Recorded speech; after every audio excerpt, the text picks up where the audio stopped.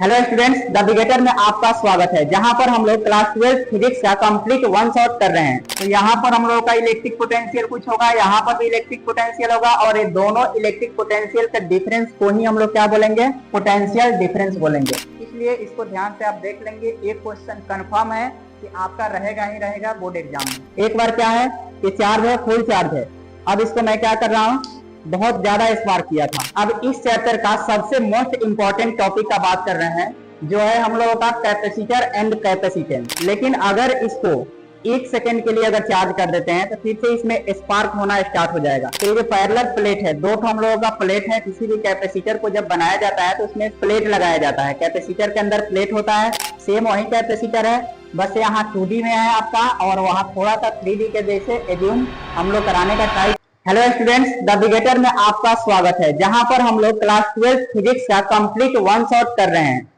पिछले वीडियो में हम लोगों ने chapter first electric charges and fields का वन शॉट कंप्लीट कर चुके हैं। आज के वीडियो में हम लोग second chapter electrostatic potential and capacitance का वन शॉट कवर करेंगे।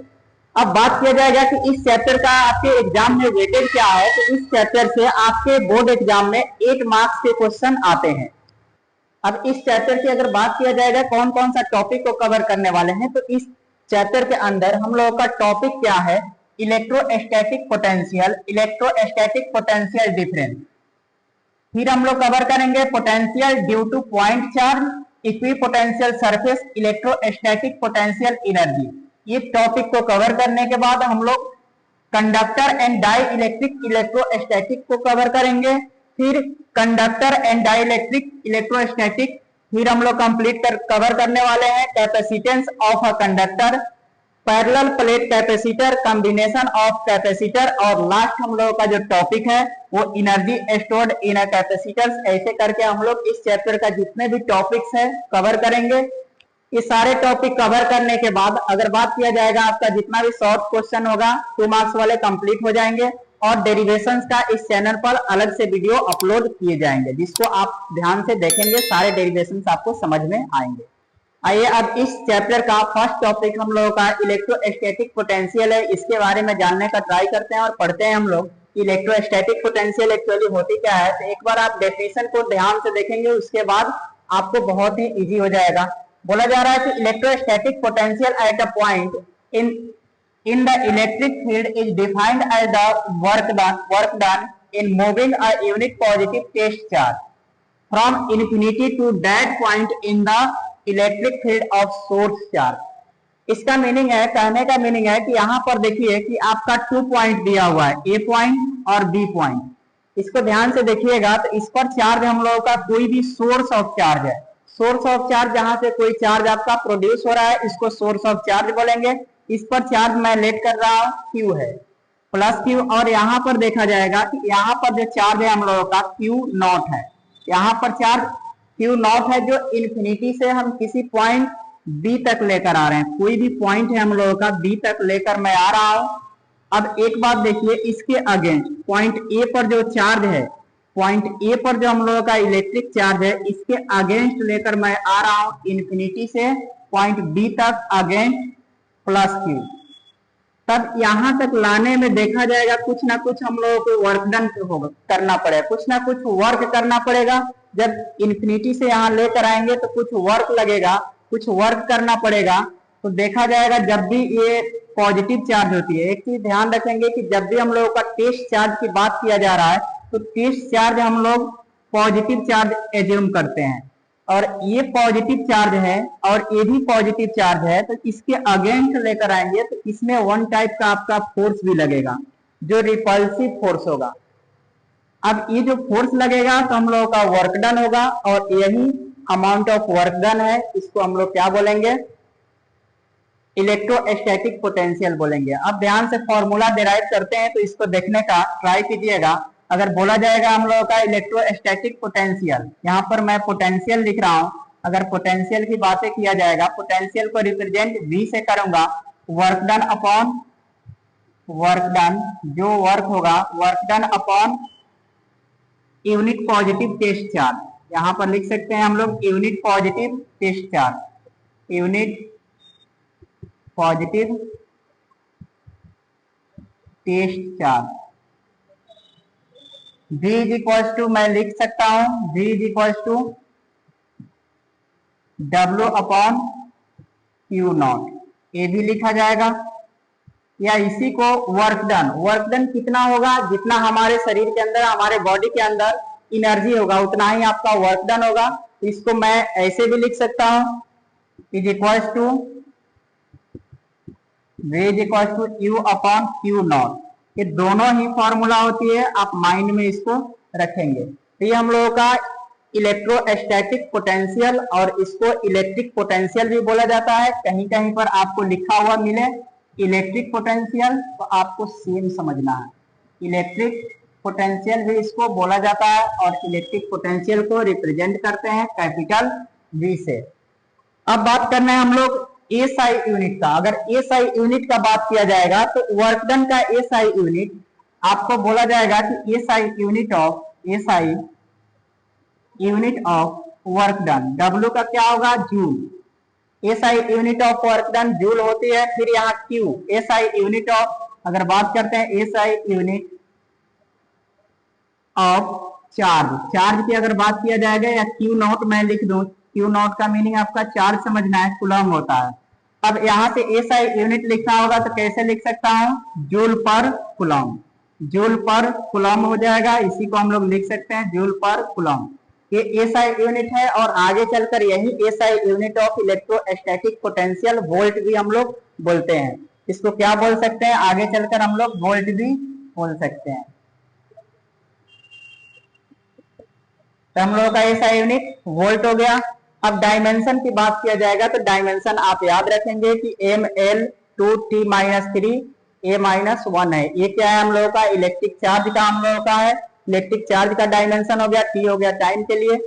तो इस प्रकार से करके हम लोगों का डायमेंशन हो गया। डायमेंशन लिखना भी हम लोग 11th क्लास में सीखे होंगे। अब यहाँ पर ज्यादा बताएंगे तो फिर टाइम वेस्ट होगा ज्यादा, इसलिए माइंड में आपको रख लेना है इसको। फिर हम लोग देखेंगे इलेक्ट्रोस्टैटिक पोटेंशियल वेक्टर क्वांटिटी है या स्केलर क्वांटिटी। तो आपका इलेक्ट्रोस्टैटिक पोटेंशियल है, आपका स्केलर क्वांटिटी होती है।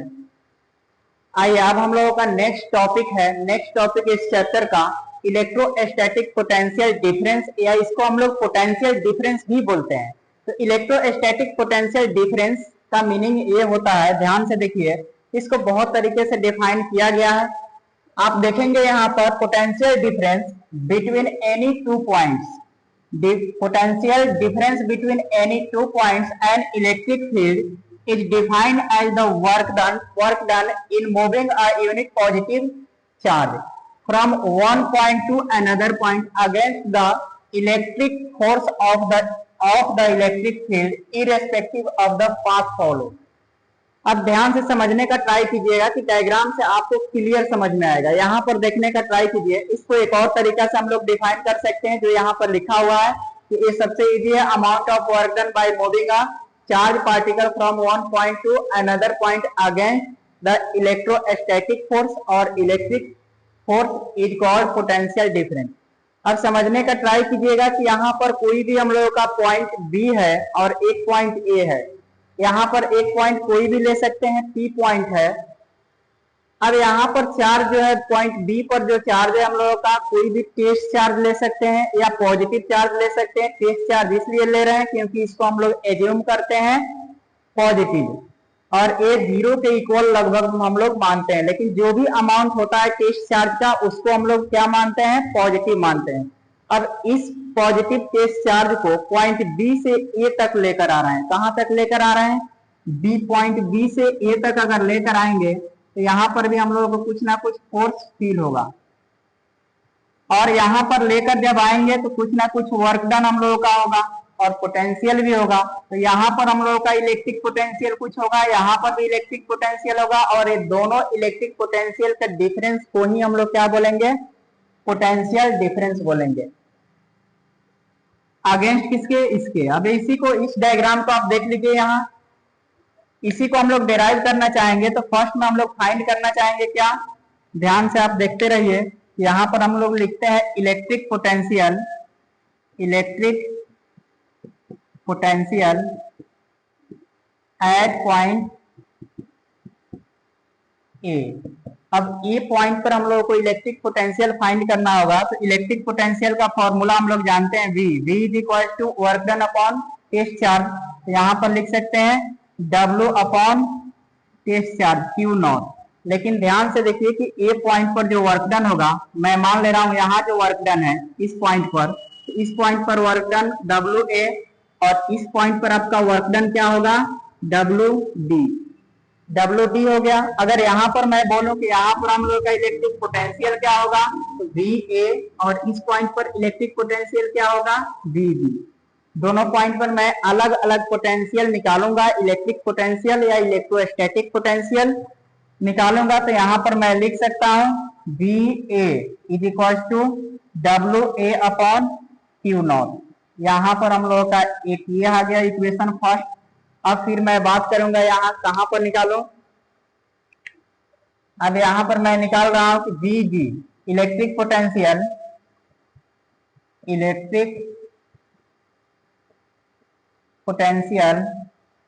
Eight point B। अब पॉइंट B पर इलेक्ट्रिक पोटेंशियल फाइंड करना है, तो VB इज इक्वल टू मैं लिख सकता हूं क्या, WB अपॉन Q नॉट। क्योंकि चार्ज तो वही है, टेस्ट चार्ज जो पॉइंट B से A तक आ रहा है, तो चार्ज सेम है, बट हम लोगों का वर्क डन डिफरेंट हो जाएगा। अगर यहाँ से स्टार्ट कर रहा है तो WB, जैसे मैं यहाँ पर अगर खड़ा हूँ, तो मेरे शरीर के अंदर, मेरे बॉडी के अंदर जो एनर्जी है, क्या मैं 1 किलोमीटर अगर आगे चला जाता हूँ, वहां पर जो मेरे बॉडी का एनर्जी रहेगा क्या सेम रहेगा, डिफरेंट हो जाएगा। उसी तरह से हम लोगों का पॉइंट B पर वर्क डन इलेक्ट्रिक पोटेंशियल अलग होगा, तो वर्क डन भी डिफरेंट आएगा। अब बात करना है हम लोगों को फाइंड क्या करना है, इलेक्ट्रिक पोटेंशियल डिफरेंस। अब V का वैल्यू फाइंड करना है। मैं यहाँ लिख रहा हूँ, ध्यान से आप देखेंगे कि टोटल इलेक्ट्रिक पोटेंशियल डिफरेंस को मैं V मान ले रहा हूँ, तो V is equal to V minus VA, ये मैं लिख सकता हूं। अब लिखने के बाद यहाँ पर मैं वैल्यू अगर पुट करूं, वैल्यू VB का वैल्यू क्या है कि WB अपॉन Q नॉट, यहाँ पर आ गया WB upon Q not minus यहाँ आ गया WA अपॉन Q नॉट। यहाँ से V is equal to formula आ जाएगा WB minus WA upon Q nought. ये हम लोगों का पोटेंशियल डिफरेंस है। V क्या है, पोटेंशियल डिफरेंस हम लोगों का आ गया यहाँ पर V पोटेंशियल डिफरेंस, ये पोटेंशियल डिफरेंस है। इस प्रकार से हम लोगों का जो इलेक्ट्रोस्टैटिक पोटेंशियल डिफरेंस है, इसके बारे में हम लोग जाने। अब फिर बात किया जाएगा SI यूनिट क्या होगा और इसको रिप्रेजेंट क्या चीज से करते हैं, तो रिप्रेजेंट V से करते हैं। SI यूनिट जो इलेक्ट्रोस्टैटिक पोटेंशियल का यूनिट होता है, सेम यूनिट आपका इलेक्ट्रोस्टैटिक पोटेंशियल डिफरेंस का होगा। तो जो यूनिट वहां पर हम लोग पढ़े थे, सेम चीजें यहाँ भी होगा।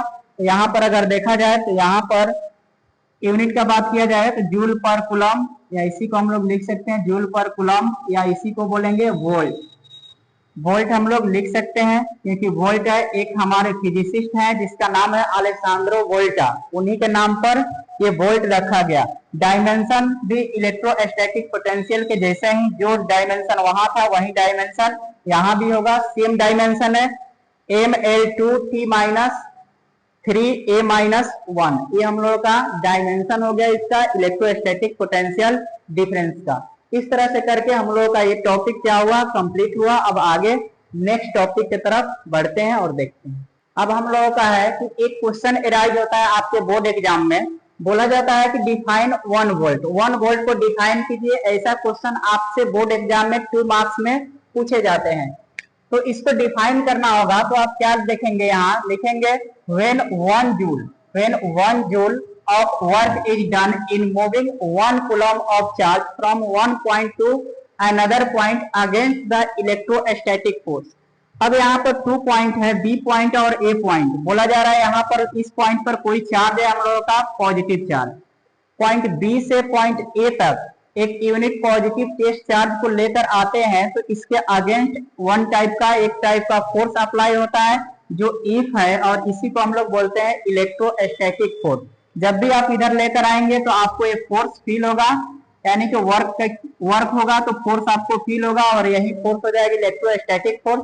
तो इस समय आपका वैल्यू दिया हुआ है कि 1 जूल का वर्क हो रहा है और चार्ज कितना लेकर आ रहे हैं, 1 कूलम का चार्ज लेकर आ रहे हैं। तो हम लोगों का कितना 1 वोल्ट का इलेक्ट्रोस्टैटिक पोटेंशियल होगा।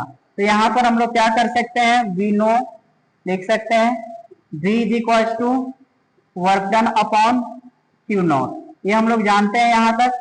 अब यहाँ पर देखिए कि क्या क्या दिया हुआ है हम लोगों का वैल्यू। अगर वैल्यू का बात किया जाएगा तो आपका दिया हुआ है W is equal to 1 joule दिया हुआ है। फिर यहाँ पर आपका क्यू नॉट या क्यू बोलिए, इस ये जो वैल्यू दिया हुआ है 1 कूलम का दिया है, तो आपको 1 वोल्ट फाइंड करना है। तो क्या हम लोग लिख सकते हैं, इस फॉर्मूला में वैल्यू पुट करेंगे तो V 1 volt is equal to 1 joule upon 1 coulomb. ये हम लोगों का डिफाइन हो गया 1 वोल्ट का। ये 1 joule upon 1 coulomb is equal to 1 volt होता है। ये हम लोगों का हो गया 1 वोल्ट, ये डिफाइन हम लोग कर दिए। तो इस प्रकार से ये क्वेश्चन आपके 2 मार्क्स में आते हैं। सिंपल डेफिनेशन बोल सकते हैं या इसका आंसर बोल सकते हैं। ये लिखेंगे और उसके बाद में फॉर्मूला को थोड़ा सा डिराइव कर देंगे। डायग्राम आपका मन हो तो बनाइए, नहीं मन हो तो नहीं बनाइए, छोड़ भी सकते हैं, इतना कोई जरूरी नहीं है। बना देंगे तो और ज्यादा बेटर होगा, लेकिन आप बनाइएगा। अब नेक्स्ट टॉपिक हम लोगों का है कि electric potential due to a point charge. ये टॉपिक का डेरिवेशन होता है, और ये जो हम लोग अभी कवर कर रहे हैं ये आपके ऑब्जेक्टिव के लिए मोस्ट इंपॉर्टेंट है। तो ध्यान से आप देखेंगे कि यहाँ पर हम लोगों का क्या है, हम लोग जानते हैं कि कोई भी वर्कडन का फॉर्मूला, जब वर्कडन का फॉर्मूला हम लोग पढ़ते हैं तो फोर्स इनटू डिस्प्लेसमेंट होता है, लेकिन यहाँ dx cos थीटा बोला जा रहा है। तो dw is equal to f dx cos theta. यहाँ थीटा का वैल्यू अगर क्या पुट कर दें 180 डिग्री, अगर 180 डिग्री वैल्यू पुट करेंगे तो हम लोगों का वैल्यू क्या आ जाएगा, यहाँ cos f dx cos आपका आ जाएगा 180 और 180 का वैल्यू नेगेटिव में आ जाता है। अब यहाँ पर देखिए -1 हो जाता है, तो यहाँ पर वैल्यू 180 का रख देंगे। तो रखने के बाद इसको डेराइव आगे जब हम लोग करते हैं वर्कडन को इंटीग्रेशन करेंगे, उसके बाद का जो फॉर्मूला हम लोग का आएगा तो W इज इक्वल टू के क्यू नॉट अपॉन आर, के क्यू नॉट अपॉन आर आएगा। ये फॉर्मूला को आप माइंड में रखेंगे। अब ये भी हम लोग जानते हैं इलेक्ट्रोस्टैटिक पोटेंशियल, इलेक्ट्रिक पोटेंशियल का फॉर्मूला हम लोग ये भी जानते हैं कि V is equal to W upon Q naught. अब यहाँ पर W का वैल्यू, यहाँ वर्कडन का जो वैल्यू है के क्यू नॉट अपॉन आर का वैल्यू जब इसमें पुट करेंगे तो इसको डिराइव करने के बाद हम लोगों का फॉर्मूला क्या आ जाएगा, V इज इक्वल टू के क्यू बाई आर आ जाएगा। तो इसको आप ध्यान से रखेंगे। जैसे थोड़ा सा अगर देखते हैं V is equal to work done का वैल्यू हम लोग रखते हैं K Q naught upon R, इतना अपॉन आ जाएगा क्यू नॉट। अब क्यू नॉट क्या होगा, यहाँ पर अपोजिट हो जाएगा। जैसे यहाँ पर कुछ नहीं तो 1 समझना है, जैसे ही आएगा तो यहाँ हो जाएगा आपका K Q naught upon R into 1 upon Q naught, और क्यू नॉट से क्यू नॉट कैंसिल हुआ तो फाइनल हम लोगों का रिजल्ट क्या आ गया, V इज इक्वल टू के क्यू अपॉन आर। जो वैल्यू यहाँ पर दिया हुआ था ये हम लोगों का आ गया। आइए अब देखते हैं हम लोग equi potential surface. Equi potential surface क्या होता है, तो those surface which has same electric potential at every point on it is called equipotential surface। बोला जाता है कि कोई भी हम लोग एक सरफेस लेते हैं और इसके ईच पॉइंट पर, कहीं भी हम पॉइंट ले लेते हैं, जितना भी पॉइंट लेंगे ईच पॉइंट पर अगर मैं यहाँ पर एज्यूम कर ले रहा हूँ कि यहाँ पर हम लोगों का इलेक्ट्रिक पोटेंशियल V1 है, V2 है, V3 है, V4 है, तो आपका ये हो जाएगा V1 is equal to V2 is equal to V3 is equal to V4। इसका मीनिंग आप समझ रहे होंगे। इसका मीनिंग है कि हर एक पॉइंट पर, इस पॉइंट पर आपका इलेक्ट्रिक पोटेंशियल इक्वल होगा, सेम होगा। इसी को हम लोग बोलते हैं इक्वी पोटेंशियल सरफेस। ये जो सरफेस है इक्वी पोटेंशियल सरफेस हो गया। अगर इस पर मैं मान लो कि चार्ज क्या है, अगर पॉजिटिव चार्ज है, सब जगह इक्वल है, तो यहाँ से हम लोग अगर सरफेस को ड्रॉ करना होगा तो इलेक्ट्रिक फील्ड लाइंस भी अगर साथ साथ ड्रॉ करते हैं तो हम लोग का इक्वी पोटेंशियल सरफेस ऐसे हो जाएगा। क्योंकि पॉजिटिव चार्ज है तो electric field lines positive charge से स्टार्ट होती है और नेगेटिव चार्ज के तरफ जाकर इंटर करती है, इंड होती है। तो ये हम लोगों का इक्विपोटेंशियल सरफेस है। जब भी इसको ड्रॉ करना होगा तो हम लोग ऐसे भी ड्रॉ करते हैं। आप कुछ बुक में देखेंगे कि ऐसे भी आपको ड्रॉ किया हुआ मिलता है, ऐसे भी ड्रॉ किया जाता है। तो ये हम लोगों का कौन सा सरफेस हो गया? इक्विपोटेंशियल सरफेस हो गया। ऐसे समझेंगे। तो ये जो हमने सरफेस ड्रॉ किया, ये क्या हो गया? Equipotential surface. अब बात करते हैं इसका प्रॉपर्टीज क्या होता है। प्रॉपर्टीज ऑफ इक्विपोटेंशियल सरफेसेज का प्रॉपर्टीज की बात किया जाएगा तो फर्स्ट प्रॉपर्टीज हम लोगों का, first properties potential, electric potential remain same at every point, इसको हम लोगों ने कवर कर लिया। उसके बाद देखिए no work done is moving, no work done in moving a charge on the equipotential surface, यानी कि कोई भी चार्ज यहाँ अगर मूव करेगा इस पॉइंट से, अगर इस पॉइंट पर हम लोगों का चार्ज पॉइंट मूव करके जाता है तो वहां पर कोई भी वर्क डन नहीं होगा। तो सेकेंड हम लोगों का प्रॉपर्टीज था। फिर बात किया जाएगा थर्ड प्रॉपर्टीज का, तो electric field lines are always perpendicular to the surface. अब ये जो सरफेस है, इलेक्ट्रिक फील्ड लाइंस, जैसे यहाँ पर हम लोग देखेंगे कि ये जो हम लोगों का इलेक्ट्रिक फील्ड लाइंस है ये कैसा है? अगर यहाँ पर सरफेस के तरफ देखा जाएगा तो ये आपका बिल्कुल 90 डिग्री का एंगल के साथ बाहर निकलेगा, यानी कि ये परपेंडिकुलर है। अब इस सरफेस को देखने के बाद आपको कैसा फील हो रहा होगा? आप देखेंगे कि एक फुटबॉल है, फुटबॉल को आप देखते होंगे तो एक स्फीयर है, उसके चारों तरफ से जो सरफेस होगा वही सरफेस है। अब उस फुटबॉल से एक ऐसा लाइन हम लोग ड्रॉ कर दें और ये जो लाइन बिल्कुल परपेंडिकुलर हो तो ये लाइन हम लोगों का बन जाता है इलेक्ट्रिक फील्ड लाइन, और ये हो जाता है बिल्कुल परपेंडिकुलर टू द सरफेस।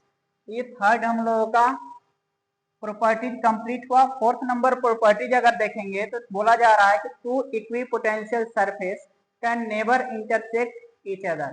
कभी भी ये जो इक्विपोटेंशियल सरफेस है, ये जो हम लोग ड्रॉ किए हैं, इसे मान लेते हैं ये प्लस है, तो ऐसे हम लोग जो ड्रॉ कर रहे हैं इक्विपोटेंशियल सरफेस, ये कभी भी एक दूसरे को इंटरसेक्ट नहीं करेगा। अगर इंटरसेक्ट करता तो कैसा होता हम लोगों का? बात करना है कि यही पॉजिटिव चार्ज का, ऐसे हम लोगों का हो जाता। इस तरह से हम लोगों का इंटरसेक्ट करने के बाद का इक्विपोटेंशियल सरफेस है जो कभी भी पॉसिबल नहीं है। ये क्या है हम लोगों का? Never possible, never possible. हम लोगों का इक्विपोटेंशियल सरफेस ऐसे ड्रॉ करते हैं। ये हम बिल्कुल ही गलत है, ऐसे नहीं हो सकता है। अगर इक्विपोटेंशियल सरफेस एक दूसरे को इंटरसेक्ट किया तो यहाँ इंटरसेक्टिंग पॉइंट पर टू टेंजेंट होगा, जिसके वजह से इसका डायरेक्शन भी कितना हो जाएगा?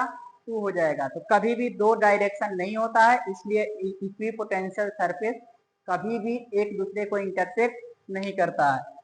अब हम लोग बात कर रहे हैं कि लास्ट हम लोगों का प्रॉपर्टीज है the surface of conductor is always equipotential surface. इसको भी आप माइंड में रखेंगे। ये था हम लोगों का इक्विपोटेंशियल सरफेस क्या होता है और प्रॉपर्टीज ऑफ इक्विपोटेंशियल सरफेस। ये आपके बोर्ड एग्जाम के पॉइंट ऑफ व्यू से मोस्ट इंपॉर्टेंट है, इसलिए इसको आप पढ़ लेंगे, समझ लेंगे और अपने एग्जाम में अच्छे से इसको लिख कर आएंगे तो फुल मार्क्स आपको मिल जाएंगे।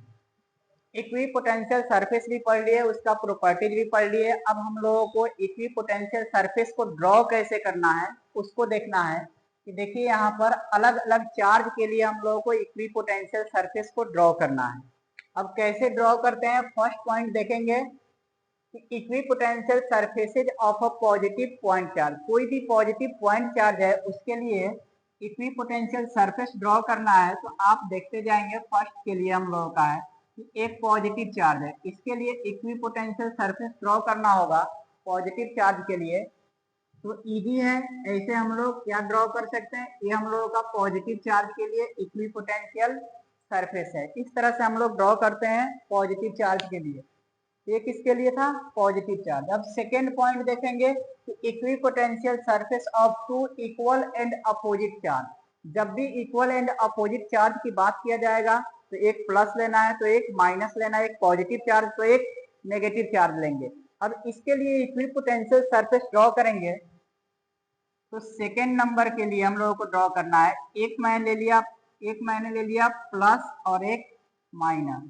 अब इसके लिए इक्विपोटेंशियल सरफेस ड्रॉ करना है तो ये हम लोगों को पता है कि पॉजिटिव और नेगेटिव के बीच अट्रैक्शन होगा। पॉजिटिव चार्ज और नेगेटिव चार्ज रहेगा तो एक दूसरे को अट्रैक्ट करेगा। जब अट्रैक्ट करेगा तो इसका जो डायग्राम बनेगा ऐसे आएगा। ऐसे हम लोगों का डायग्राम आएगा और इसको आप ध्यान से देखेंगे। एक ऐसा समय आएगा कि आपका ये डायग्राम इस तरह से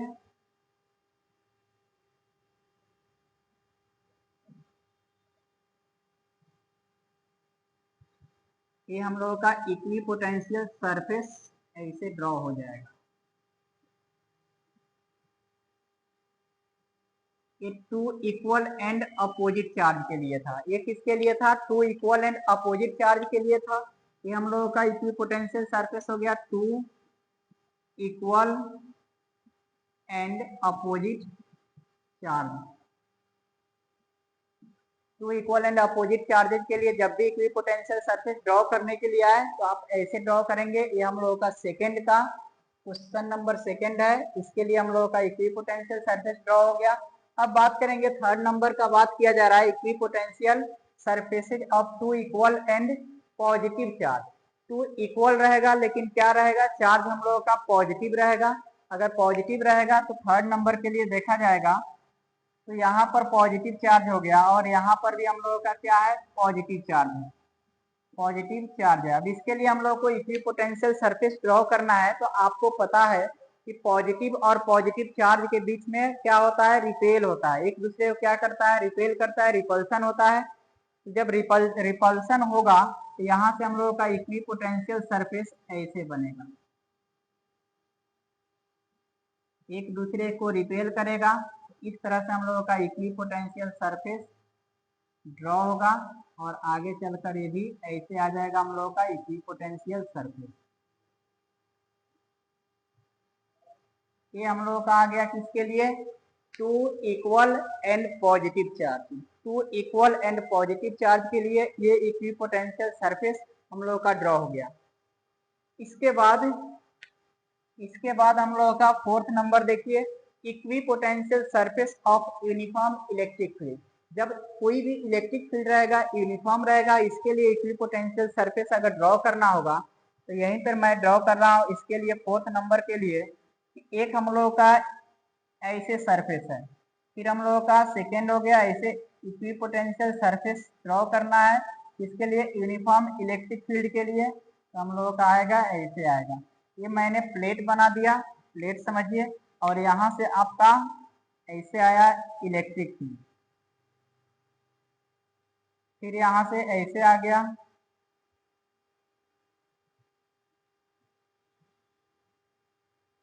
ये हम लोगों का है क्या? इक्विपोटेंशियल सरफेस किसके लिए है? ये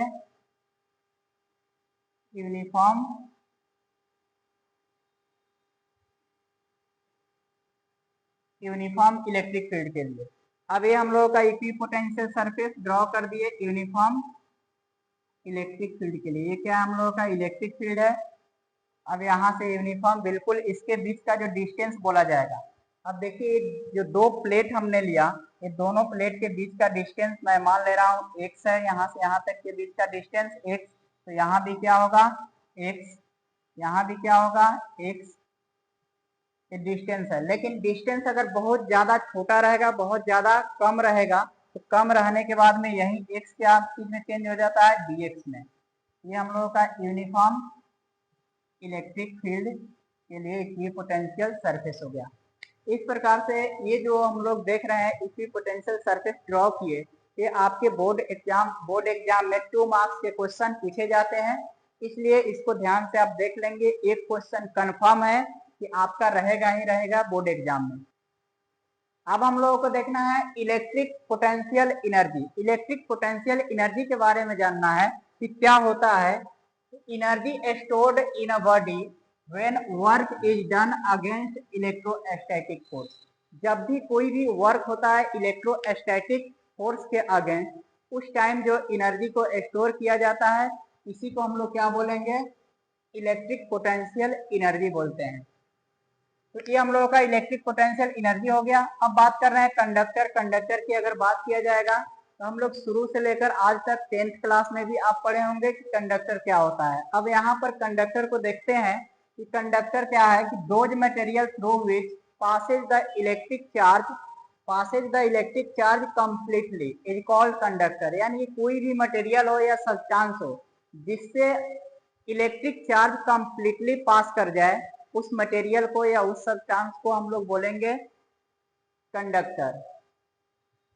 अब इसका प्रॉपर्टीज का बात कर रहे हैं, कोई भी कंडक्टर। अब एग्जांपल अगर थोड़ा सा लेते हैं कि कंडक्टर क्या क्या हो सकता है, तो जितना भी मेटल होता है, अगर ऑल मेटल्स की बातें किया जाए, यहाँ पर जितना भी मेटल्स होता है, ऑल मेटल्स क्या होता है, कंडक्टर होता है। जैसे आपका कॉपर हो गया, एल्युमिनियम हो गया, आयरन हो गया, ये सब क्या है, आपका कंडक्टर हो जाता है और इससे कंप्लीटली इलेक्ट्रिक चार्ज पास करता है। अब इसका कुछ प्रॉपर्टीज होता है, इस प्रॉपर्टीज को देख लेते हैं कि inside a conductor electrostatic field is zero.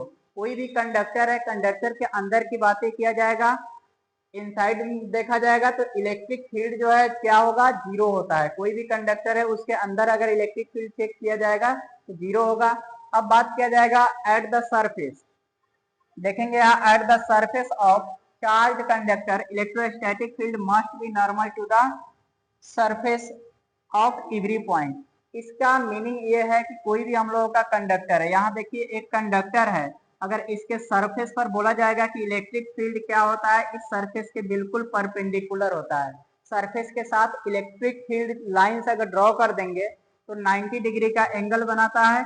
इसका मीनिंग है कि यहाँ ये नॉर्मल होता है, इलेक्ट्रिक फील्ड जो होता है इस सरफेस के, कोई भी कंडक्टर के सरफेस के नॉर्मल होता है, परपेंडिकुलर होता है।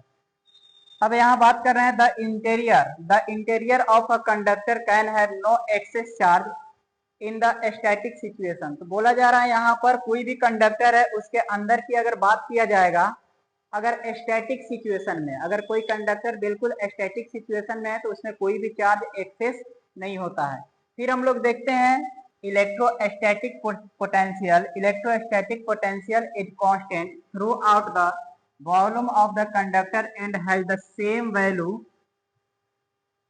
On its surface. बोला जा रहा है कि हम लोगों का इलेक्ट्रोस्टैटिक पोटेंशियल जो होता है कांस्टेंट होता है। जैसे कि आपके कोई भी कंडक्टर है उसके सरफेस पर जो वैल्यू आएगा वही वैल्यू उसके इनसाइड आता है। जैसे फर्स्ट वाला पॉइंट हम लोग देखते हैं कि inside a conductor electric field, electrostatic field बोलिए या इलेक्ट्रिक फील्ड बोलिए, दोनों सेम ही चीज है, तो ये जीरो होता है। उसी तरह हम लोगों का क्या बोला जाता है, इलेक्ट्रोस्टैटिक पोटेंशियल जो है अगर सरफेस के इनसाइड जो होता है वही हम लोगों का सरफेस के ऊपर होता है, इट मीन्स कांस्टेंट होता है।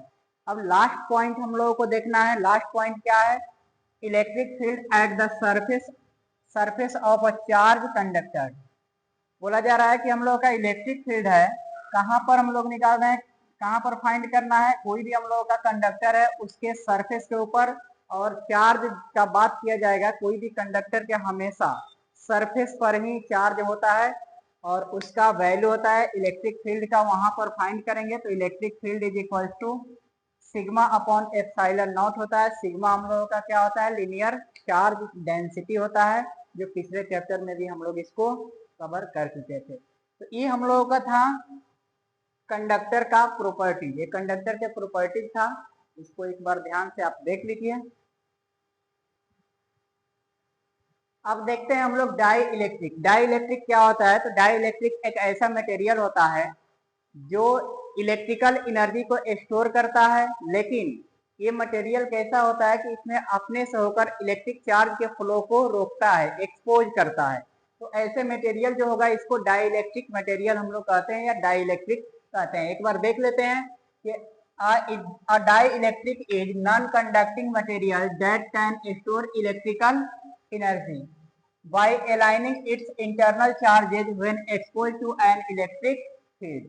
अब ये बात किया जा रहा है किसका, डाइलेक्ट्रिक। यहाँ डायग्राम को देखेंगे कि जब भी किसी भी चार्ज के अंदर, कोई भी चार्ज है, एक साइड पॉजिटिव चार्ज एक साइड नेगेटिव चार्ज लेते हैं और इसके अंदर अपने आप, जैसे हम लोग एक पॉजिटिव चार्ज लेंगे, एक पॉजिटिव और एक नेगेटिव, इसके अंदर में कोई भी हम लोग क्या करते हैं, मटेरियल के दो प्लेट बनाकर अगर रखते हैं दोनों साइड से, तो इसके अंदर में हम लोगों का चार्ज प्रोड्यूस हो जाता है और वो चार्ज क्या रहेगा, positive and negative charge produce हो जाएगा, लेकिन पॉजिटिव चार्ज जिस साइड रहेगा उसके just opposite side positive charge produce होगा और जस्ट उसी के साइड नेगेटिव चार्ज प्रोड्यूस्ड हो जाता है। यही हम लोगों का डाइलेक्ट्रिक का डायग्राम है। अब बात करते हैं हम लोग क्या, पोलराइजेशन का। पोलराइजेशन में कुछ नहीं है, पोलराइजेशन भी बहुत ही इजी है, इसमें भी डाइलेक्ट्रिक मटेरियल का यूज करके इसको भी हम लोग डिफाइन करते हैं। तो इस डायग्राम को ध्यान से देखिएगा, दोनों डायग्राम में आपको कुछ डिफरेंस आ रहा होगा, कुछ डिफरेंस दिख रहा होगा। इस डायग्राम में आप देखेंगे यहाँ प्लस और माइनस जो चार्ज है इसका डायरेक्शन कैसे है, फिक्स डायरेक्शन नहीं है। इसके अंदर जितना भी पॉजिटिव और नेगेटिव चार्ज है, एक तरह से आप बोल सकते हैं पॉजिटिव चार्ज और नेगेटिव चार्ज का जो सेंटर है वो एक डायरेक्शन में नहीं है, यानी कि डिफरेंट डायरेक्शन में है। जब इसको पोलराइज करेंगे तो पोलराइजेशन के बाद ये एक अलाइन हो जाता है, एक अरेंजमेंट बना देता है, यानी कि डायरेक्शन फिक्स हो जाता है। तो इस समय हम लोग बोलते हैं कि ये पोलराइज हो गया। अब इसको समझने के लिए एक बार देख लेते हैं, पढ़ लेते हैं हम लोगों का क्या है। बोला जा रहा है when an external electric field is applied, the positive charge in an dielectric are displaced in the direction of the field and the negative charge shift in the opposite direction। यही बोला गया कि यानी कि अपोजिट डायरेक्शन में हम लोगों का जैसे पोलराइजेशन होगा, पोलराइजेशन के बाद हम लोगों का पॉजिटिव चार्ज और नेगेटिव चार्ज का जो सेंटर है सेपरेट हो जाता है, यानी कि कोई दो चार्ज है पॉजिटिव और नेगेटिव चार्ज है, वो जिस डायरेक्शन में इलेक्ट्रिक फील्ड होगा उसी डायरेक्शन में अगर सेपरेट हो जाएगा पॉजिटिव और नेगेटिव चार्ज या डाइलेक्ट्रिक मटेरियल हम लोग बोलेंगे।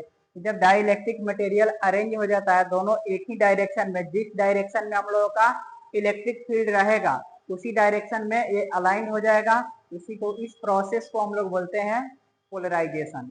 तो पोलराइजेशन सिंपल है, इस प्रकार से हम लोगों का ये पोलराइजेशन जो टॉपिक है कंप्लीट हुआ। अब इस चैप्टर का सबसे मोस्ट इंपॉर्टेंट टॉपिक का बात कर रहे हैं, जो है हम लोगों का कैपेसिटर एंड कैपेसिटेंस। कैपेसिटर का बात किया जाए तो कैपेसिटर एक ऐसा इलेक्ट्रिकल डिवाइस होता है जो इलेक्ट्रिकल एनर्जी को स्टोर करके रखता है इन the form of electric field. और इस कैपेसिटर के अंदर की बातें किया जाएगा तो उसके अंदर जो कंडक्टर यूज किया गया होता है वो किसी न किसी इंसुलेटर से सेपरेट होता है।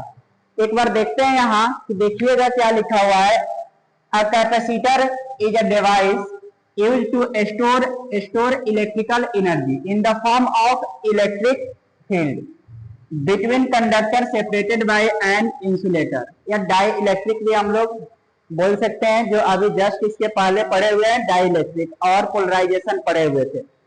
तो यही हम लोगों का कैपेसिटर है। जैसे अगर बात करते हैं यहाँ पर देखिए एक कैपेसिटर है, ये क्या है हम लोगों का कैपेसिटर है। ऐसे कैपेसिटर को आप देखे होंगे, कहाँ पर देखते हैं, बहुत सारे हमारे घरों के अंदर अप्लायंसेज होता है उसमें यूज किया गया होता है।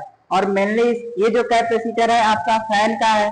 कैपेसिटर जो होता है आपका शेप एंड साइज में डिफरेंट हो सकता है, जैसा आपके घरों के अंदर अप्लायंसेज रहेगा उसके अकॉर्डिंग कैपेसिटर अलग अलग होती है। लेकिन ये हम लोगों का फैन का है। तो देखिए ये जो कैपेसिटर है ये क्या है, एक डिवाइस है, इसी के अंदर इलेक्ट्रिकल एनर्जी को स्टोर करके रखा जाता है। और बात करते हैं इसमें, देखिए कि दो ठो हम लोगों का क्या है, वायर आया है। अब इसको एक दूसरे के कांटेक्ट में लाएंगे तो कांटेक्ट में लाने के बाद किसी प्रकार का स्पार्किंग नहीं हो रहा है। लेकिन अगर इसको एक सेकेंड के लिए अगर चार्ज कर देते हैं तो फिर से इसमें स्पार्क होना स्टार्ट हो जाएगा। लेकिन स्पार्क तो होगा, वन टाइम ही होगा। और इसको चार्ज करने में भी बहुत कम समय लगता है और डिस्चार्ज होने में भी सेकेंड ही लगता है, उससे ज्यादा टाइम नहीं लगता इसको डिस्चार्ज होने में। अब इसका वर्क क्या होता है, कोई भी हम लोग का अप्लायंसेज है, जैसे फैन का बात करें उसके अंदर जो मोटर लगा हुआ रहता है तो मोटर को मूव कराने का काम करता है। एक बार ये बहुत अधिक ज्यादा अमाउंट में एनर्जी को उसको देता है और वो क्या करेगा, मोटर को एक बार मूव करा देगा, उसके बाद इसका कोई काम नहीं रहता फैन के अंदर। एक ही बार इसको एनर्जी देने का काम रहता है, एक बार देगा बस खत्म हो जाएगा। एक बार देखते हैं, इसको चार्ज करके मंगाते हैं फिर आपको दिखाते हैं। अब देखिए इसको ध्यान से देखिएगा कि इसको चार्ज करके मैंने मंगा लिया। अब ये जो है चार्ज करने में सेकेंडों का ही टाइम लगा, बिल्कुल ही सेकेंड का टाइम लगा। अब इसको इसका बात करते हैं, एनर्जी जब देता है किसी भी चीज को, एनर्जी अपना रिलीज करता है, उसके बाद एक कैसे डिस्चार्ज होता है, एक बार ही इसमें स्पार्किंग आएगा, उसके बाद दोबारा स्पार्किंग नहीं आएगा। जैसे देखेंगे ध्यान से, एक बार क्या है, ये चार्ज है, फुल चार्ज है। अब इसको मैं क्या कर रहा हूं, अब इसके बाद इसको एक दूसरे कांटेक्ट में लाऊंगा तो यहाँ स्पार्क नहीं करेगा, यानी कि एक बार मैंने कांटेक्ट में लाया, बहुत ज्यादा स्पार्क किया था, यानी कि इतना ज्यादा इसमें एनर्जी था, एक बार में ही ये डिस्चार्ज भी हो गया। ये हाई एनर्जी प्रोवाइड करता है किसको, मोटर को घुमाने के लिए, मूव कराने के लिए। यही है हम लोगों का कैपेसिटर, और यहाँ इसी के अंदर जो लगा रहता है हम लोगों का इंसुलेटर लगा होता है, जो इसके अंदर के कंडक्टर को सेपरेट करके रखता है। अब बात कर रहे हैं हम लोग, अब देखिएगा कि हम लोगों का सेकेंड जो टॉपिक है, इसके बाद वाला देखेंगे क्या है, हम लोगों का कैपेसिटेंस है। अगर कैपेसिटेंस का बात किया जाएगा तो बस ऐसे समझिए कि कोई भी हम लोगों का यही डिवाइस है या कोई भी कंडक्टर होगा, तो इसके अंदर कैपेसिटेंस, कोई भी चीज कंडक्टर हो या फिर से एक कैपेसिटर हो, इसके अंदर कितना इलेक्ट्रिक चार्ज होल्ड करने की एबिलिटी है, वही एबिलिटी जो होगा कैपेसिटेंस इसका कहलाएगा। हम लोग क्या बोलेंगे, अब कोई भी कंडक्टर हो सकता है या फिर से कैपेसिटर हो सकता है, उसके अंदर कितना एबिलिटी है इलेक्ट्रिक चार्ज को स्टोर करके रखने की, वही एबिलिटी ही क्या कहलाता है, कैपेसिटेंस कहलाता है। एक बार ध्यान से देखेंगे यहाँ, कैपेसिटेंस का देखें, पढ़ेंगे एक बार कि दोज एबिलिटी ऑफ कंडक्टर और capacitor to hold the electric charges is called capacitance of conductor. तो यही चीजें है। अब बात किया जाएगा, अगर कोई भी हम लोग कंडक्टर ले लेते हैं, अगर लेट कर लेते हैं, if a charge Q, charge हम लोग क्या ले लेते हैं, क्यू ले लेते हैं, put on an insulated conductor, increase its potential by V, इसके पोटेंशियल वी के द्वारा हम लोग इंक्रीज करते हैं। तो यहाँ पर मैं लिख सकता हूँ Q directly proportional to V, Q जो होगा डायरेक्टली प्रोपोर्शनल टू वी होगा। इसी को लिखेंगे, हम लोग जानते हैं जब भी डायरेक्टली प्रोपोर्शनल के सिंबल को हटाते हैं, जब भी डायरेक्टली प्रोपोर्शनल के सिंबल को रिप्लेस करते हैं इक्वल साइन के साथ, तो उस समय कोई ना कोई कांस्टेंट आता है। तो यहाँ पर हम लोग भी अगर Q के वैल्यू लिखेंगे, Q is equal to CV, Q is equal to CV।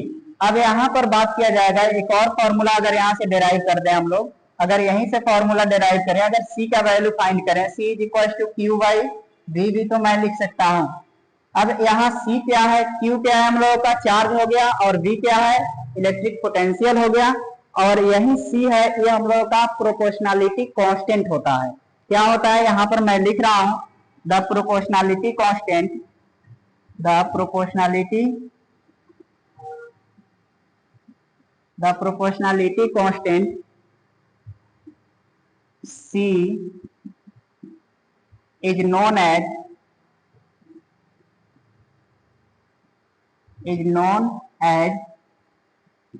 the capacitance of conductor। Capacitance of conductor बोलिए या कैपेसिटर बोलिए, बात एक ही है, प्रोपोर्शनलिटी कांस्टेंट है। ये C क्या है हम लोगों का, यही हम लोगों का प्रोपोर्शनलिटी कांस्टेंट है, प्रोपोर्शनलिटी कांस्टेंट है। अब इसके बाद हम लोग एसआई यूनिट की अगर बात करेंगे, तो एसआई यूनिट निकालना आपको आसान है। यहाँ पर अगर प्रोपोर्शनलिटी कांस्टेंट या कैपेसिटेंस ऑफ कंडक्टर का अगर एसआई यूनिट का बात किया जाएगा, तो यहीं पर मैं अगर बात करूं थोड़ा सा एसआई यूनिट का, एसआई यूनिट ऑफ सी, इसका लिखूंगा मैं, तो क्या हो जाएगा, चार्ज का एसआई यूनिट कूलम होता है, और यहाँ पर इलेक्ट्रिक पोटेंशियल का एसआई यूनिट वोल्ट होता है। तो क्या लिख सकते हैं, कूलम पर वोल्ट, चार्ज का SI unit coulomb per volt, ऐसे हम लोग लिख सकते हैं, कूलम पर वोल्ट लिखा जा सकता है एसआई यूनिट। फिर आगे हम लोग बात करते हैं कि unit and dimension of capacitance. अभी जस्ट इसके पहले हम लोग क्या देखे, अभी हम लोग देखे कि यूनिट निकालना तो हम लोग सीख लिए थे, एसआई यूनिट क्या होता है कैपेसिटेंस का। तो एसआई यूनिट हम लोग जस्ट क्या पढ़े थे, कूलम पर वोल्ट, और इसी कूलम पर वोल्ट का एसआई यूनिट, उसी को हम लोग आगे चलकर क्या बोलते हैं, फैराड भी बोलते हैं। अब देखिए, इसी को यूनिट का अगर बात किया जाए तो हम लोग क्या देख लिए, हम लोग जानते हैं, we know that C is equal to, अभी जस्ट क्या पढ़े थे, Q अपॉन V। ये फॉर्मूला को हम लोगों ने पढ़ा था और डायमेंशन भी, सॉरी यूनिट भी हम लोगों ने फाइंड किया था। यूनिट क्या फाइंड किया था हम लोगों ने, यहाँ पर देखा जाए तो कुल चार्ज है, चार्ज का ऐसा यूनिट क्या होता है, कूलम, और यहाँ इलेक्ट्रिक पोटेंशियल का ऐसा यूनिट वोल्ट होता है। तो कूलम C अपॉन V हो गया, और इसी को हम लोग लिख सकते हैं कूलम पर वोल्ट भी ऐसे लिखा जा सकता है। और यही कूलम पर वोल्ट को, यही कूलम पर वोल्ट को हम लोग क्या बोलते हैं, फैराड भी बोलते हैं। क्या बोलते हैं हम लोग, फैराड भी बोलते हैं, जिसको F से रिप्रेजेंट करते हैं। तो 1 कूलम पर वोल्ट को हम लोग 1 फैराड भी बोलते हैं। अब बात कर रहे हैं डायमेंशन का। किसका डायमेंशन, कैपेसिटेंस का डायमेंशन की अगर बातें किया जाएगा तो ध्यान से देखिए, यहाँ C is equal to Q upon V हो गया। इसी को लिखने का तरीका, इलेक्ट्रिक V क्या है हम लोगों का, इलेक्ट्रिक पोटेंशियल है। इलेक्ट्रिक पोटेंशियल का फॉर्मूला भी हम लोग पढ़े थे कि V is equal to W upon Q। V is equal to W upon Q, work done upon charge पढ़े हुए थे। तो यहाँ पर अगर थोड़ा सा आगे बढ़ाएंगे फॉर्मूला को, Q अपॉन V का अगर फॉर्मूला रखेंगे वर्क डन अपॉन चार्ज यानी Q, अगर यहाँ पर देखा जाए तो क्या लिख सकते हैं, Q स्क्वायर, क्योंकि Q ऊपर जाएगा स्क्वायर हो जाएगा, फिर यहाँ वर्क डन यही हो जाएगा। अब डायमेंशन के लिए हम लोगों को लिखना है, तो डायमेंशन अगर यहाँ लिखना है, अगर डायमेंशन लिखना है तो हम लोग जानते हैं, अगर डायमेंशन की बातें किया जाएगा, Q क्या है, चार्ज है। तो चार्ज के लिए आप एक चीज माइंड में रखेंगे, AT। क्या याद रखेंगे, चार्ज का डायमेंशन की अगर बातें किया जाएगा तो चार्ज का डायमेंशन हम लोगों का AT होता है। कैसे आता है, क्योंकि हम लोग जानते हैं कि चार्ज के लिए अगर बात किया जाएगा तो इलेक्ट्रिक करंट में जाएंगे। इलेक्ट्रिक करंट में अगर जाते हैं तो ज्यादा हम लोगों का वीडियो लंबा हो जाएगा। तो वहां हम लोग electric current is equal to charge upon time होता है, जिसके थ्रू यहाँ पर हम लोगों का AT आ जाता है, किसका, चार्ज का। तो आपके माइंड में बस एक ही चीज रखना है, आप अपने माइंड में रखेंगे कि Q का डायमेंशन AT। अब एक है वर्क डन। वर्क डन का अगर डायमेंशन बोला जाएगा, अगर वर्क डन की डायमेंशन की बात किया जाएगा, पहले इसका रखिए AT रखेंगे, स्क्वायर है तो स्क्वायर, और वर्क डन का डायमेंशन आप याद करके रखेंगे, नहीं तो इसका भी आप डेराइव कर सकते हैं, लेकिन हम लोग याद कर लेंगे इसको, ML/2T-2, ऐसे आपको याद रखना है। एक किसका है, वर्क डन का। वर्क डन का क्योंकि हमने जब वर्क डन बता रहा था तो उस टाइम में भी डायमेंशन लिखा हुआ था, तो आप माइंड में रखेंगे वर्क डन का डायमेंशन क्या होगा, ML/2T-2। अब इसको थोड़ा सा हम लोग क्या करेंगे, एक्सपेंड करते हैं, आगे बढ़ाते हैं। आगे बढ़ाएंगे इसको, क्या करेंगे, सिंप्लीफाई करने के बाद जितना भी आपका डायमेंशन है ये हम लोगों का नीचे से ऊपर लेकर जाएंगे। जैसे लेकर जाएंगे तो AT जहाँ है AT रखेंगे, A का पावर 2 हो जाएगा, T का पावर 2 हो जाएगा, फिर A नीचे से ऊपर जाएगा। फिर यहाँ पर क्या लिख सकते हैं हम लोग, M जिस पर प्लस रहेगा उस पर माइनस हो जाएगा, जो माइनस में रहेगा वो प्लस में हो जाएगा। M प्लस में है तो -1, L -2, और T क्या हो जाएगा, 2 हो जाएगा, ऐसे। अब इसको थोड़ा सा अरेंज करेंगे, अरेंज करने के बाद हम लोगों का आ जाएगा, M पहले लिखते हैं, M कितना है, -1, L कितना है, -2, T कितना है, T यहाँ देखिए 2, और यहाँ भी T2, T हो गया 4, और A कितना है 2, A हो गया 2। ये हम लोग फाइंड क्या किए, डायमेंशन हम लोगों ने फाइंड कर लिया। किसका डायमेंशन है, कैपेसिटेंस का, C का है हम लोगों का, या प्रोपोर्शनलिटी कांस्टेंट बोलिए। ये प्रोपोर्शनलिटी कांस्टेंट को ही कैपेसिटेंस बोलते हैं, जिसका हम लोग यूनिट और डायमेंशन पढ़ लिए। अगर थोड़ी सी बात किया जाएगा कि अगर हम लोग बात कर रहे हैं क्या चीज का, यहाँ पर थोड़ा सा आप देखेंगे कि अगर बोला जाए कि वन फैराड, क्या बोलेंगे हम लोग, यहाँ पर अगर बोले कि 1 कूलम, अगर हम लोगों का कैपेसिटेंस रहे, अगर 1C रहेगा, यहाँ पर क्या रहेगा, 1C रहेगा, इज इक्वल टू हम लोग 1 क्या लिख देंगे, 1Q अपॉन 1 वोल्ट, ऐसे लिखा जा सकता है क्या। तो ये भी हम लोग लिख सकते हैं, 1C is equal to capacitance of conductor 1 अगर लेते हैं तो वहां पर हम लोग चार्ज भी 1 ही अमाउंट लेना पड़ेगा, तो यहाँ पर वोल्ट भी 1 ही होगा। तो ये भी हम लोगों का होता है, माइंड में रखेंगे। ये था हम लोगों का कैपेसिटेंस का डायमेंशन और यूनिट फाइंड करने का तरीका। अब बात कर रहे हैं हम लोग क्या चीज का, capacitance of conductor depends on the following factor. कौन कौन से फैक्टर से कैपेसिटेंस किसी भी कंडक्टर का डिपेंड करता है। तो फर्स्ट पॉइंट है हम लोगों का डायमेंशन ऑफ द कैपेसिटर। कोई भी कैपेसिटर है उसका डायमेंशन एरिया पर डिपेंड करता है, वॉल्यूम पर डिपेंड करता है, उसका हाइट पर डिपेंड करता है, लेंथ पर डिपेंड करता है, ब्रेथ पर डिपेंड करता है, सारे चीजों पर डिपेंड करता है। क्योंकि अगर जितना बड़ा कैपेसिटर रहेगा उसमें एनर्जी स्टोर ज्यादा होगा और जितना छोटा रहेगा उसमें एनर्जी स्टोर कम होगी। फिर हम लोग बात कर रहे हैं नेचर ऑफ मटेरियल। कोई भी कंडक्टर बनाते हैं तो वो किस क्वालिटी के मटेरियल का यूज करके बनाया जाता है उस पर भी डिपेंड करता है। जैसे सेम वॉल्यूम का दो कंडक्टर मैंने ले लिया, एक मटेरियल ले लिया जिसका क्वालिटी लो है और एक सेकंड मटेरियल लिया जिसका क्वालिटी हाई है, तो किसमें आपको एनर्जी सबसे अच्छा मिलेगा, सबसे ज्यादा मिलेगा। तो जो हाई क्वालिटी का मटेरियल यूज करके बनाया गया होगा तो उसमें एनर्जी आपको ज्यादा मिलेगा, और जो लो क्वालिटी का मटेरियल यूज करके बनाया गया होगा उसमें आपका एनर्जी कम मिलेगा। तो ये दो चीजों पर माइंड में रखेंगे, ये बहुत ही ज्यादा इंपॉर्टेंट है। क्वेश्चन पूछे जाते हैं कि आपका कोई भी कंडक्टर है उसका कैपेसिटेंस कौन कौन से फैक्टर पे डिपेंड करता है, तो वही फैक्टर आता है लिखने के लिए। ये दोनों आप माइंड में रखेंगे, dimension and nature of material. Next topic हम लोग पढ़ने वाले हैं symbolic representation of capacitor. Capacitor को कैसे हम लोग रिप्रेजेंट करते हैं। तो किसी भी कैपेसिटर को हम लोग दो तरीके से रिप्रेजेंट करते हैं।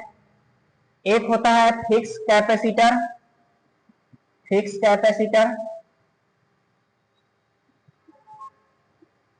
जिसका रिप्रेजेंट करने का जो वे होता है, डायग्राम होता है, ऐसे अगर डायग्राम आपको मिलेगा इसको हम लोग बोलेंगे फिक्स कैपेसिटर। ये हम लोग का कैपेसिटर हो गया कौन सा, फिक्स। सेकेंड वे है हम लोगों का, जो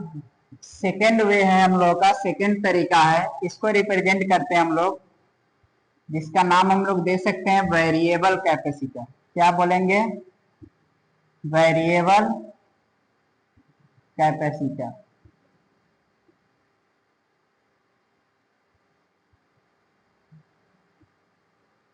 ऐसे डायग्राम आपको दिखेगा तो ये समझना है आपका जो ये कैपेसिटर है ये वेरिएबल कैपेसिटर है।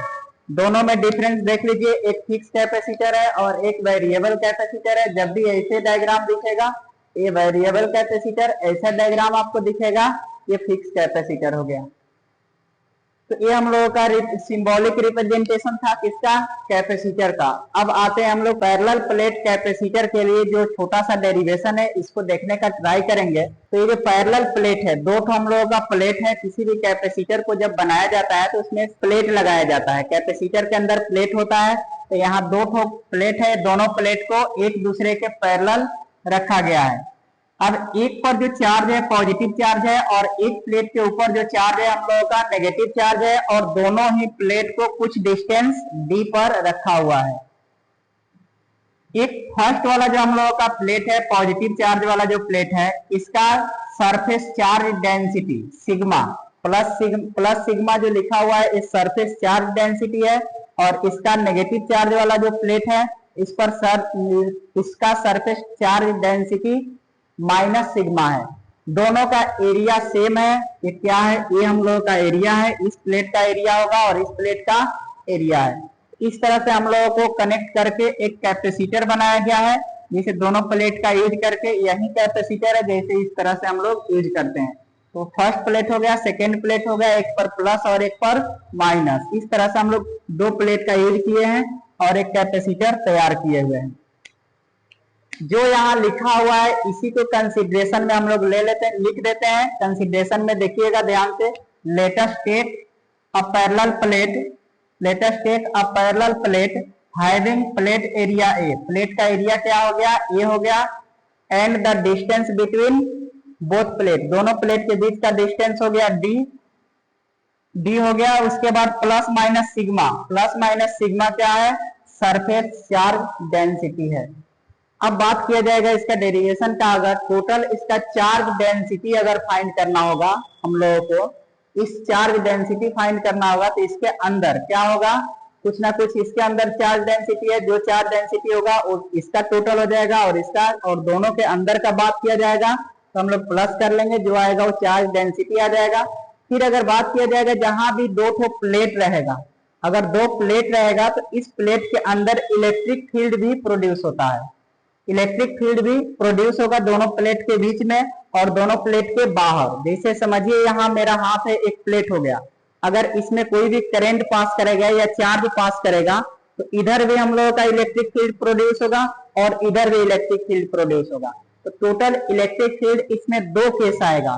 फर्स्ट केस आएगा कि इसके आउटसाइड द प्लेट, प्लेट के आउटसाइड हम लोगों का जो इलेक्ट्रिक फील्ड आएगा वो कितना आएगा, और प्लेट के इनसाइड जो इलेक्ट्रिक फील्ड आएगा वो कितना आएगा। तो यही फाइंड करना है हम लोगों को। अगर बात करते हैं हम लोग इलेक्ट्रिक फील्ड आउटसाइड, अगर इलेक्ट्रिक फील्ड आउटसाइड का बात किया जाएगा बाहर के लिए, तो हम लोग देखेंगे यहाँ पर सिग्मा प्लस वाला है, sigma upon 2 epsilon not, 2 epsilon nought plus यहाँ नेगेटिव सरफेस चार्ज डेंसिटी है तो minus sigma upon 2 epsilon not.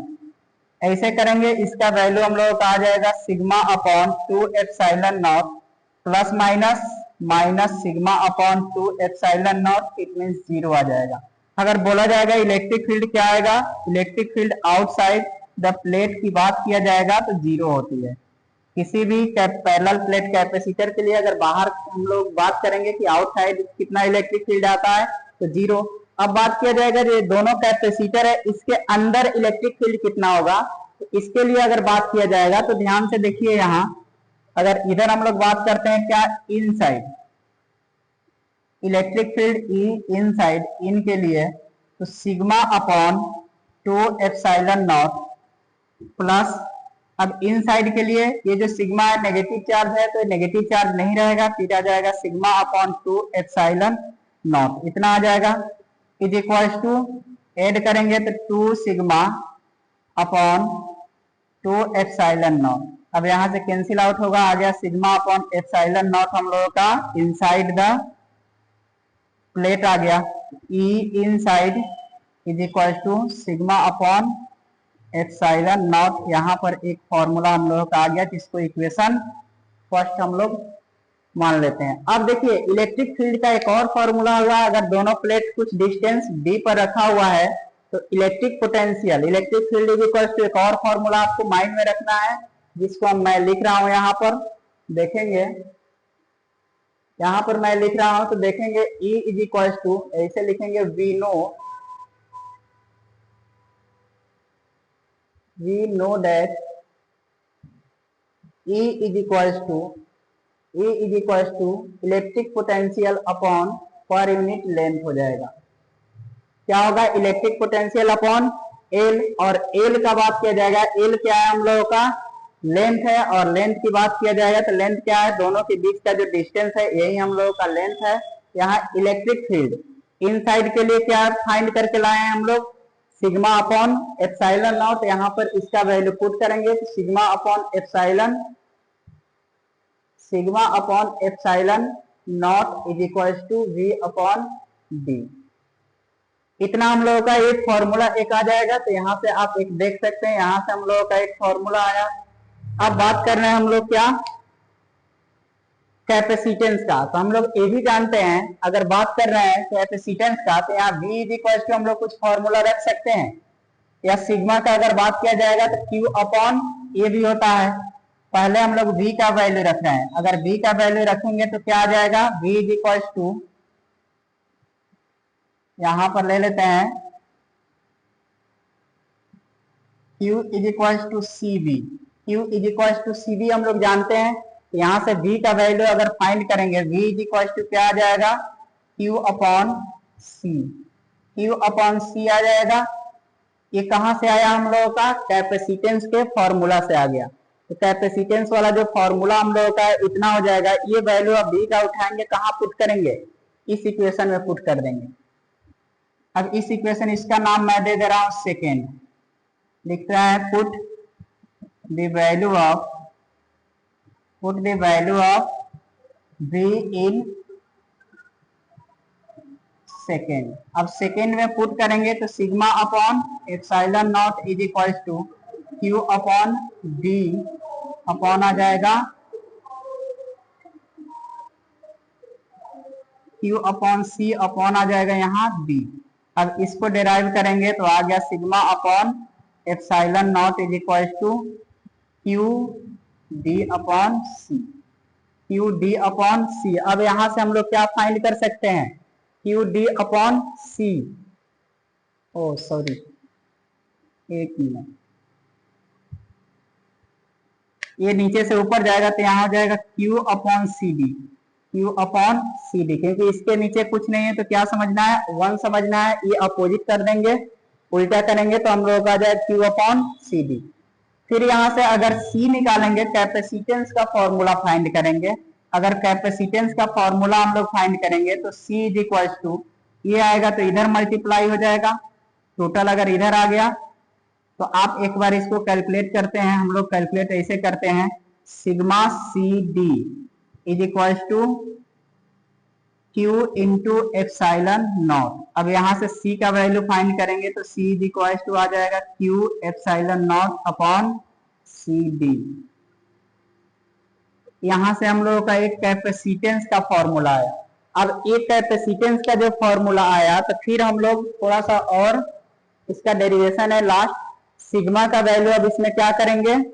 Value put कर देंगे। सिग्मा का वैल्यू हम लोग पुट कर देंगे तो सिग्मा का वैल्यू क्या होता है? Sigma is equal to Q upon charge per unit area होता है, सरफेस चार्ज डेंसिटी। चलिए देखिएगा यहाँ C, एक चीज देखिएगा ध्यान से थोड़ा सा, यहाँ C जो है, C को तो यहाँ लिख दिए तो यहाँ C आ गया है, मिस्टेक से आ गया, तो इस पर ध्यान दीजिएगा थोड़ा सा कि यहाँ सिग्मा ही रहेगा, हम लोगों का सिग्मा डी ही रहेगा।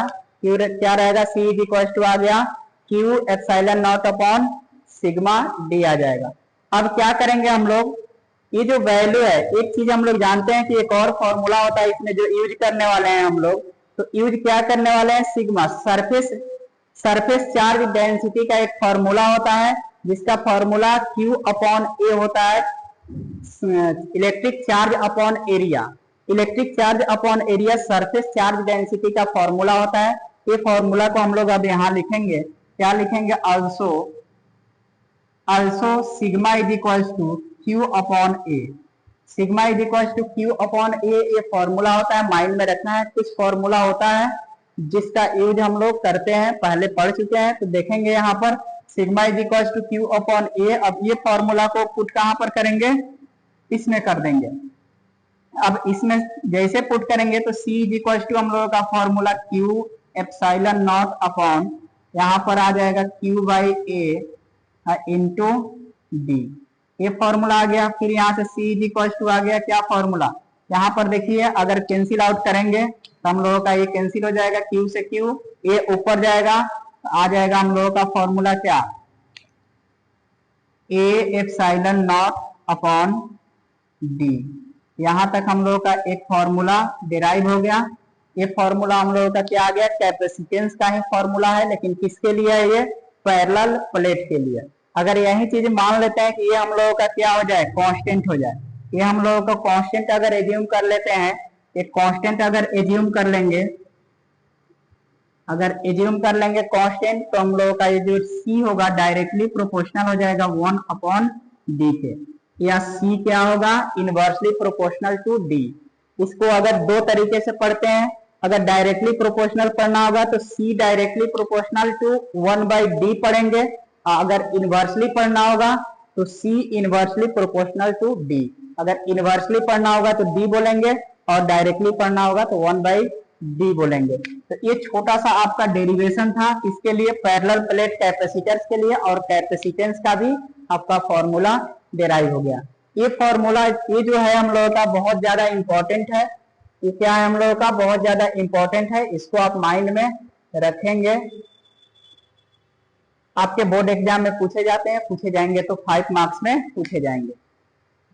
अब देखते हैं ये topic combination of capacitors. Combination of capacitors को देखना है तो कॉम्बिनेशन ऑफ कैपेसिटर्स में दो टाइप का कॉम्बिनेशन करते हैं कैपेसिटर का। फर्स्ट हम लोगों का कैपेसिटर का कॉम्बिनेशन करते हैं जिसका नाम क्या है? सीरीज कॉम्बिनेशन ऑफ कैपेसिटर, और सेकेंड है parallel combination of capacitor.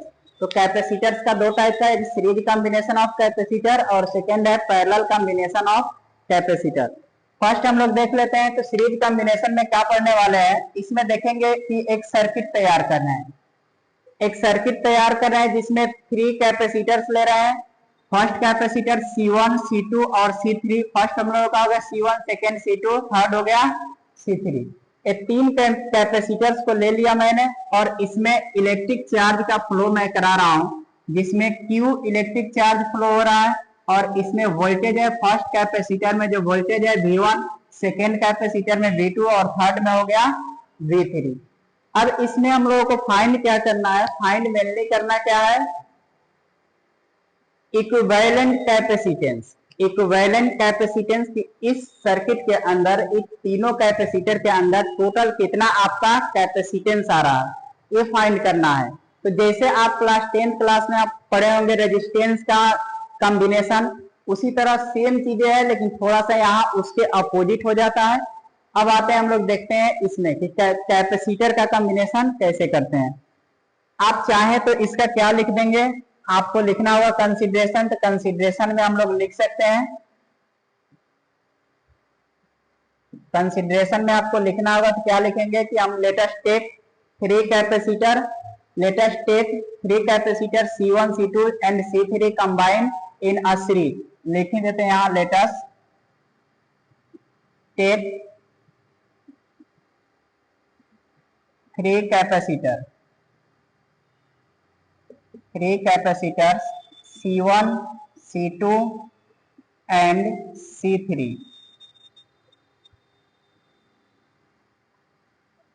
and combine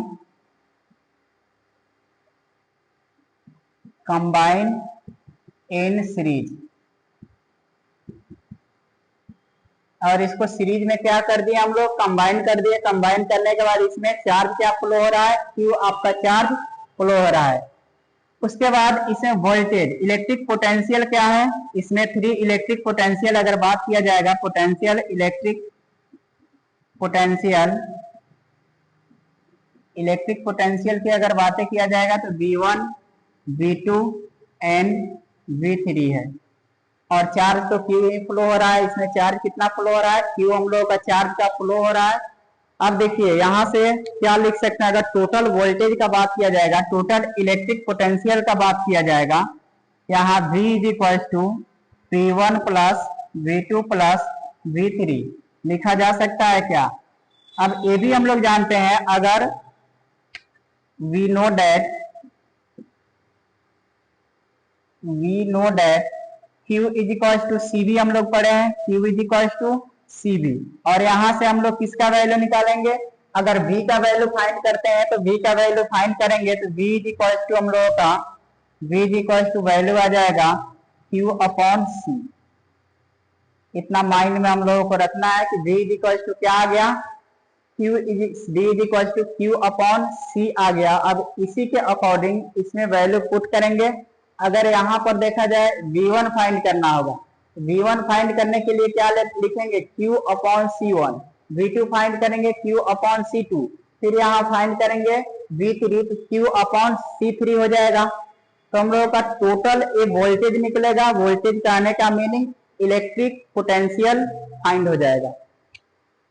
उसके बाद पहले देखते हैं हम लोगों का ये जो वैल्यू है क्या। अब V इज इक्वल टू आ गया V1 plus V2 plus V3 में पुट कीजिए, V का वैल्यू पुट कर देंगे Q upon C, Q upon C आ गया। V1 का वैल्यू आ गया Q upon C1 plus Q upon C2 plus Q upon C3। Q सब में कॉमन दिख रहा है, कॉमन बाहर लेंगे तो आ गया यहाँ Q upon C is equal to Q 1 by C1 plus 1 by C2 plus 1 by C3।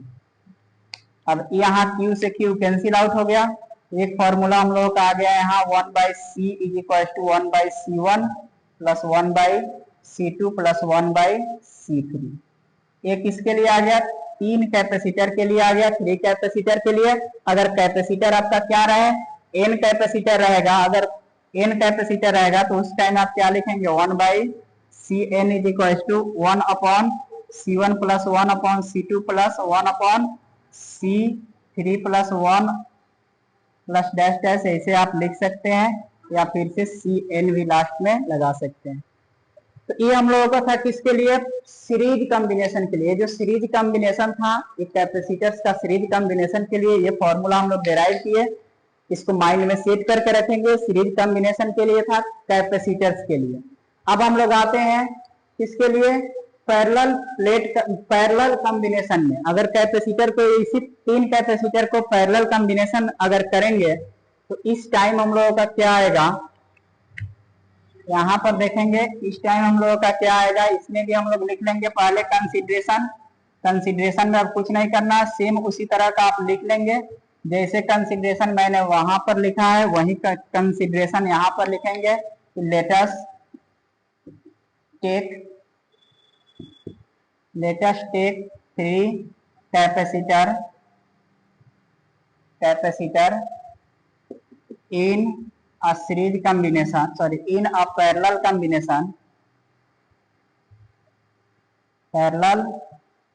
combination C1, C2 and C3, which potential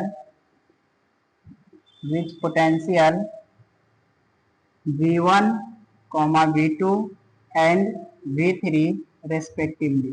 ये लिख सकते हैं अपने हिसाब से। ये जरूरी नहीं कि मैं जो कंसिडरेशन लिखा रहा हूँ वही आप लिखें, इसको अपने लैंग्वेज में मीनिंग यही होना चाहिए और लिख सकते हैं। तो आप यही देखेंगे कि यहाँ पर हम लोगों का कंसिडरेशन आ गया। फाइंड क्या करना है हम लोगों को, इक्विवेलेंट कैपेसिटेंस निकालना है, किसमें, पैरेलल कॉम्बिनेशन में।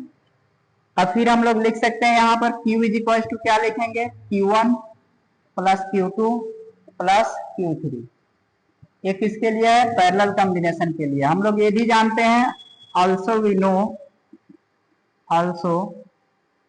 अभी यहाँ पर देखिए क्या हम लोग फाइंड किए, Q = CV। तो यही Q = क्या लिखेंगे, Q = CV। अब Q1 के लिए, यहाँ Q1 के लिए हम लोगों को निकालना होगा तो C1V, फिर यहाँ C2V, यहाँ के लिए C3V फाइंड कर सकते हैं। इसमें वैल्यू पुट करेंगे तो आ जाएगा हम लोगों का CV = Q1 के प्लेस पर आएगा C1V + C2V + C3V। फिर यहाँ से अगर देखिए V कॉमन लेंगे तो कॉमन लेने के बाद CV = V आपका बाहर आया, C1 + C2 + C3। V से V क्या होगा, कैंसिल आउट हो जाएगा। V से V हम लोगों का कैंसिल आउट हो गया। अब बच क्या गया, जो आया वो फॉर्मूला हम लोगों का डिराइव हो गया। यहां से लिख सकते हैं क्या, C = C1 + C2 + C3। तो ये तो आ गया हम लोगों का कितने कैपेसिटर्स के लिए, 3 कैपेसिटर्स के लिए हम लोगों का ये फॉर्मूला आ गया। अगर इसमें कैपेसिटर्स, नंबर ऑफ कैपेसिटर्स को क्या करें, इंक्रीज कर दें, अगर बढ़ा देते हैं तो उस टाइम में हम लोगों का n कैपेसिटर्स रहेगा। तो हम लोगों को लिखने का तरीका CN = C1 + C2 + C3 + ... ऐसे भी लिखा जा सकता है, या फिर इसी को लिखने का जो तरीका है ऐसे भी लिखा जा सकता है CP का मतलब है, CP का मीनिंग है parallel, capacitance in parallel combination C1 + C2 + C3 + ... CN। ऐसे भी आपका फॉर्मूला मिल सकता है। और जहां भी इसका लिखा हुआ रहेगा किसके लिए, पैरेलल कॉम्बिनेशन, सीरीज कॉम्बिनेशन के लिए, तो सीरीज कॉम्बिनेशन का अगर यहीं पर मैं लिखूं तो 1/CS लिखा हुआ मिलेगा। 1/C1 + 1/C2 + 1/C3 + ... 1/CN। तो ऐसे भी अगर आपको फॉर्मूला मिलता है, ये किसके लिए है, ये सीरीज के लिए है, ये सीरीज के लिए है, ये किसके लिए है, ये पैरेलल के लिए है। इस तरह से भी आपको फॉर्मूला मिलता है, तो घबराना नहीं है, सेम ही फॉर्मूला है। अब अपने टॉपिक की तरफ आते हैं। नेक्स्ट टॉपिक हम लोगों का है energy stored in a capacitor. Capacitor के अंदर जो एनर्जी स्टोर होता है वो कैसे होता है, तो देखिए फर्स्ट वाला इसके जस्ट पहले वाला अगर बात कर रहे हैं, कैपेसिटर जो था सेम वही कैपेसिटर है, बस यहाँ 2D में है आपका, और वहां थोड़ा सा 3D के जैसे एज्यूम हम लोग कराने का ट्राई किए थे, बट वो भी 2D ही था। अब देखिए यहाँ जो हम लोगों का दो प्लेट है, ये दोनों प्लेट पर एक पॉजिटिव चार्ज है और एक नेगेटिव चार्ज है। दोनों प्लेट के बीच का जो डिस्टेंस है d है। इसके जस्ट पहले देखे थे तो हम लोग माइनस सिग्मा और प्लस सिग्मा लिए थे, तो सरफेस चार्ज डेंसिटी का था। अब यहाँ हम लोगों को इलेक्ट्रिक चार्ज है। इसके लिए फॉर्मूला देखते हैं कि एनर्जी स्टोर्ड इन कैपेसिटर के लिए, तो वर्क डन।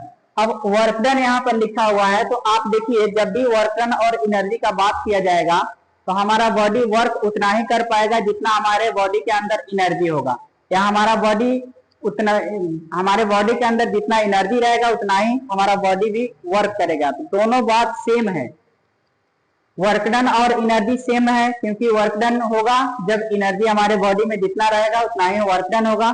तो यही work done is equal to 1/2 Q square is equal upon C. अब यहाँ पर देखते हैं क्यू स्क्वायर अपॉन 2c हम लोग लिख सकते हैं। तो यहाँ वर्क डन लिखिए या एनर्जी लिखिए। एनर्जी के लिए एनर्जी को यू से रिप्रेजेंट करते हैं। यहाँ पर हम लोग जानते हैं कि यहाँ Q इज इक्वल टू क्या होता है, Q is equal to CV। ये कहाँ से हम लोग पढ़े हैं, ये हम लोग पढ़े हैं कैपेसिटेंस ऑफ कंडक्टर और कैपेसिटेंस ऑफ कैपेसिटर के फॉर्मूला हम लोग जब पढ़े थे, तो वहाँ Q is equal to CV था। यही Q का वैल्यू किसमें पुट कर देंगे, Q स्क्वायर में पुट कर देंगे। अब Q स्क्वायर में जैसे पुट करेंगे तो हम लोगों का वैल्यू आ जाएगा CV का होल स्क्वायर अपॉन C। इसमें भी स्क्वायर होगा, इसमें भी स्क्वायर होगा, तो इसमें से C एक कैंसिल आउट हो जाएगा।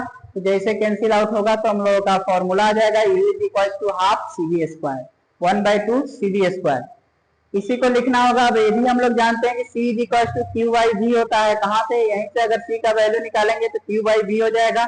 इस C का वैल्यू पुट कर देंगे इस C में, तो इसको डिराइव करने के बाद हम लोगों का फॉर्मूला क्या आ जाएगा, Q is equal to 1/2 QV। ये था हम लोगों का energy stored in a capacitor.